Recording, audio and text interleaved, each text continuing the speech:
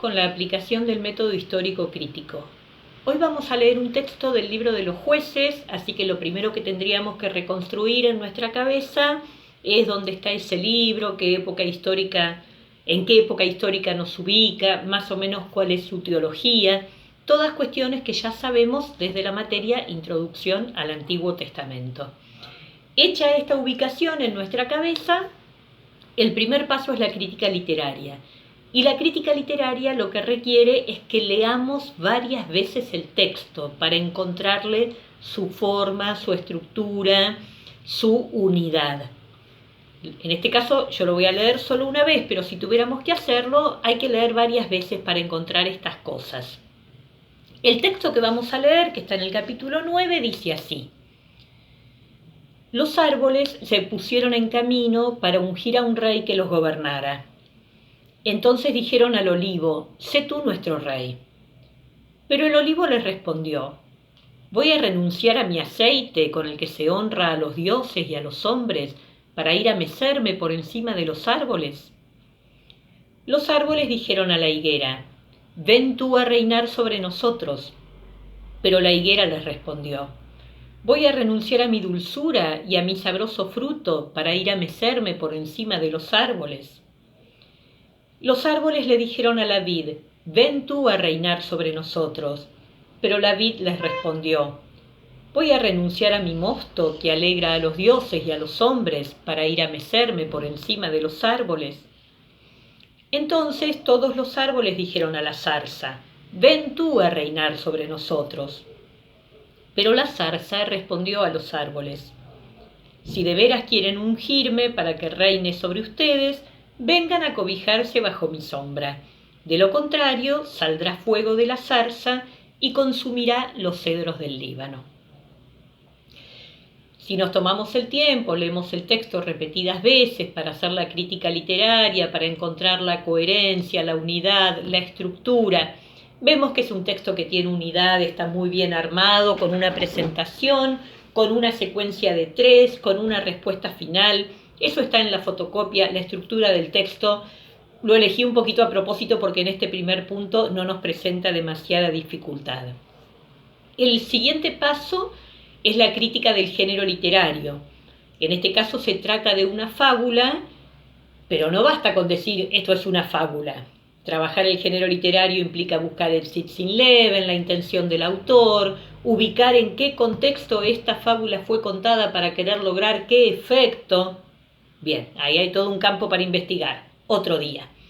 Hoy quiero dedicarme específicamente al paso que sigue, que es el que se llama Historia de las Tradiciones o Crítica de la Tradición. Este paso, yo les decía en el apunte sobre el método histórico crítico, es el paso que nos resulta más difícil de hacer hasta que no aprendemos mucho Biblia.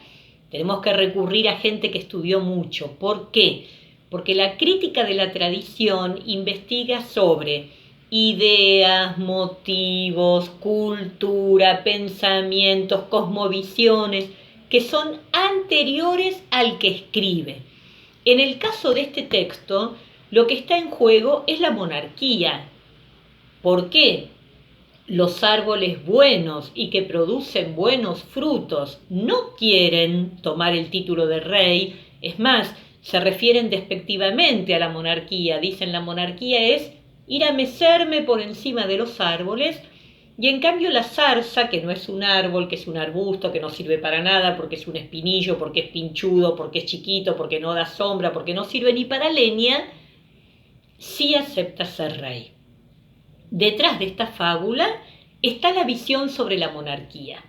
Entonces acá nos tenemos que detener un poquito y ver que en Israel hay distintas tradiciones sobre la monarquía, hay distintas maneras de ver la monarquía, que podríamos simplificarlas en dos.